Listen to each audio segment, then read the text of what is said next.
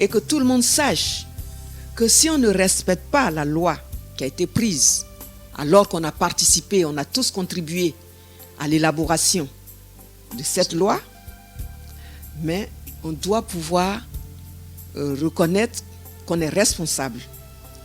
Et si on est responsable parce qu'on a méprisé la loi, parce qu'on n'a pas respecté la loi, ben on devrait pouvoir sanctionner ce mépris de la loi. C'est-à-dire cette violation de la loi devrait être sanctionnée par une justice indépendante, une justice crédible, une justice impartiale. C'est un peu la bonne gouvernance. Et la situation de la presse, par exemple, des médias que vous constituez, il faudrait que ces médias-là ne soient pas forcément des médias partisans. Il faudrait des médias qui puissent distinguer,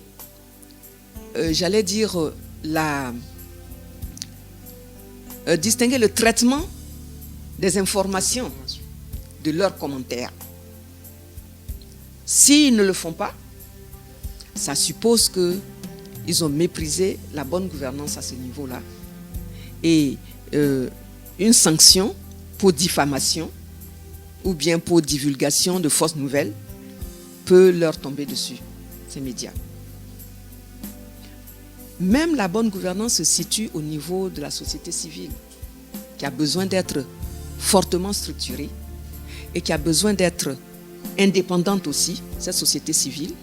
La société civile qui ne doit pas être contre le pouvoir, mais qui ne doit pas être à la solde du pouvoir. Il ne faudrait pas, dans les États démocratiques, une société civile qui se fasse la caisse de résonance des partis politiques ou du pouvoir. C'est cela le premier pilier que j'ai voulu défendre dans au niveau de mon projet de société. Ensuite, je vous ai parlé aussi d'une santé, une éducation moderne, performante et intégrée, d'une administration publique citoyenne, d'encadrement et de développement, d'un carrefour de sécurité des biens, des personnes et des affaires, d'une autosuffisance et sécurité alimentaire, d'une prise en compte de l'égalité de genre, instituant la parité femmes-hommes, et d'une économie numérique intégrée et éthiquement fondée, d'un modèle de plein emploi et développement humain, une puissance énergétique, minière et industrielle, un modèle d'aménagement du territoire, de régionalisation et de développement local, un modèle de promotion de la santé et de développement durable. Sur le dernier point, le dernier pilier, donc le point 12, je parlais de santé parce que, vous voyez, en Afrique, on a besoin d'une santé numérique. On a besoin de santé numérique parce que, vous connaissez la Côte d'Ivoire, non? Mais si vous allez en Côte d'Ivoire, que vous avez un malade qui quitte par exemple Korogo et qui se présente à Abidjan dans un hôpital, mais naturellement, les antécédents de ce malade, si le malade par inadvertance n'arrive pas à parler, à s'exprimer, ben on ne saura jamais quel traitement ce malade a eu de son médecin traitant qui était à Korogo. On ne saura jamais quelle maladie qui a été découverte au niveau de sa santé. Et avec la santé numérique, ben, on pourrait savoir, bon, ce malade qu'on a accueilli ce matin, il était traité à Korogo, on lui a administré tel soin, tel soin, tel soin, et comme il ne faut pas répéter ces soins, ou alors il faut répéter ces soins, ben, c'est seulement si la santé est numérisée, on peut sauver l'individu. Vous avez des gens qui ont été, par exemple, opérés d'un œil, mais si la personne ne sait même pas de quel œil elle a été opérée, de quels médicaments lui ont été administrés, eh bien, le médecin, le second médecin qui le prend, peut parfaitement opérer l'œil qui a été déjà opéré, alors que l'œil malade est toujours là. Ce genre de truc, parce que il suffit que l'appareillage, je veux dire l'appareil de l'ophtalmo soit défaillant pour ne pas découvrir. Vous voyez? Donc on a besoin de la santé numérisée. Il est vrai, le plateau technique est vieillissant, mais on a besoin donc de nouvelles infrastructures à ce niveau-là. Je vous ai déjà parlé dans mes propos à l'entame de l'éducation, le problème de l'éducation. Je n'y reviens plus. Mais la question du genre, je voudrais dire que ce n'est pas une promotion au rabais. Parce que de nombreux dirigeants pensent que, en nommant des femmes à des postes de responsabilité, ils estiment que toutes les femmes n'ont pas la compétence nécessaire. Et ça, ce n'est pas vrai. Nous avons au niveau de la Côte d'Ivoire un compendium des compétences féminines. Donc, il suffit de se référer à ce compendium-là. Et je ne suis pas pour que un dirigeant puisse faire la promotion, par exemple, de la médiocrité. Parce qu'une femme a pu aider à une campagne, par exemple, et même si la femme n'a pas de compétence, n'a aucune compétence en la matière, on la nomme dans un service. Mais ça, c'est au détriment de tout le peuple, de toute la population. Puisque la personne ne peut pas donner plus qu'elle ne vaut. Ce qui nuit au développement du pays. Et c'est pourquoi je dis que si l'on veut appliquer la parité ou même le quota en vue de la parité, on a besoin de regarder dans la masse critique de femmes qu'on a constituée au niveau des compendiums, des compétences féminines et tout ça, qu'on recherche. Si la femme X est compétente pour tel domaine, qu'on la nomme là-bas. Et il faut éviter d'entériner les préjugés qui font croire que les femmes ne sont pas formées pour telle chose, les femmes ne doivent pas faire telle chose. Ben, je dirais que c'est du passé. Aujourd'hui, le monde évolue. Nous étions éclairés à la lampe tempête. Nous étions dans les... comment on appelle ça? Nous buvions l'eau des rivières. Ben, aujourd'hui, on recherche de l'eau potable pour boire. On recherche l'électricité pour s'éclairer.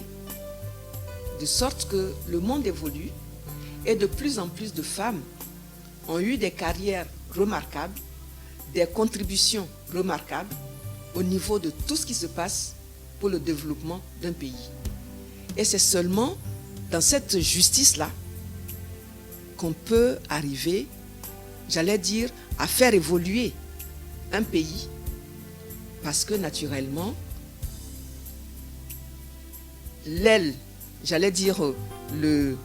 un pays est toujours composé d'hommes et de femmes, et surtout parfois à 50% au niveau de la population. Et un oiseau ne peut pas voler avec une seule aile. On a besoin des deux ailes. C'est pourquoi il faut un certain équilibre dans la répartition des responsabilités. Ce n'est pas normal que, par exemple, dans un pays, on ait une douzaine d'institutions. Et puis, bon, ma foi, aucune femme n'est nommée à la tête d'une institution. Et donc, dans mon programme de gouvernement, je dis que ce sera la parité. On trouvera bien des femmes compétentes dans chaque domaine pour pouvoir, répondre de leurs responsabilités au niveau des postes qui leur seront confiés.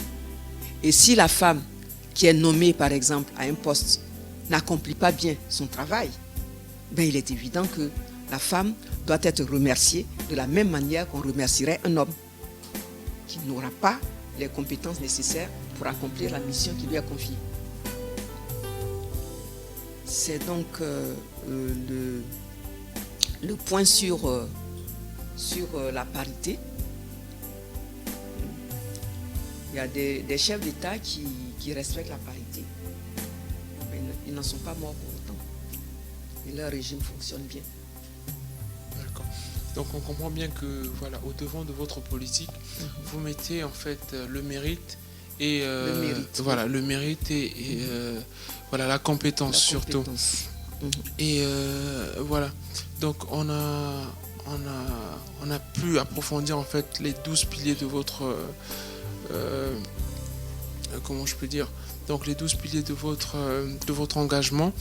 Et moi personnellement je me dis qu'en un mandat, ça c'est moi, vous m'excuserez, que c'est pas possible d'accomplir parfaitement cela en un mandat. Donc ça je le dis comme ça, voilà, au vu de la situation politique africaine. Mais souvent la Constitution prévoit un mandat renouvelable une fois. Ça dit que vous avez 2 mandats. C'est-à-dire qu'au terme du premier mandat, si vous respectez bien votre contrat social et que le peuple vous renouvelle sa confiance, il est évident que vous allez faire un 2e mandat. D'accord. Mais si vous ne respectez pas ce que vous avez prévu de faire et que vous méprisez votre peuple, ben, il est évident que vous n'aurez peut-être qu'un seul mandat ou même la moitié d'un mandat à faire. Et puis le peuple va vous en vouloir. Exactement. Donc c'est là où je voudrais en fait atterrir en disant que c'est possible, d'accord ? C'est possible. Et voilà, c'est possible comment ça ? Si en fait ces 12 piliers-là se présentent comme étant vos priorités. Est-ce que ces 12 piliers-là sont effectivement vos priorités voilà, par rapport à la campagne, par rapport à votre... Oui, il faut respecter ces 12 piliers.